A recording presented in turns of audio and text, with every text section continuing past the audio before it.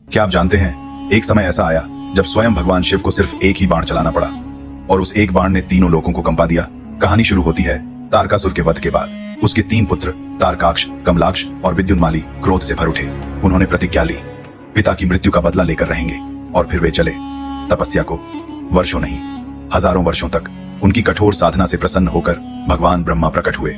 असुरों ने कहा, हे प्रभु, हमें ऐसा वर चाहिए कि हमें कोई मार ना सके। ब्रह्मा जी शांत स्वर में बोले, मृत्यु किसी से टल नहीं सकती।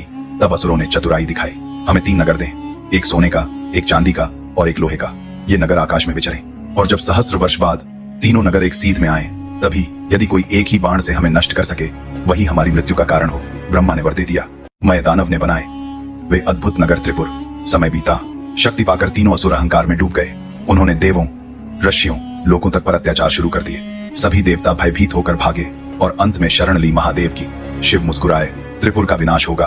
पर तब जब तीनों नगर एक सीध में आएंगे, वर्षों की प्रतीक्षा, फिर वो खंड क्षण आ ही गया। तीनों नगर एक रेखा में, बस समय था महाविनाश का।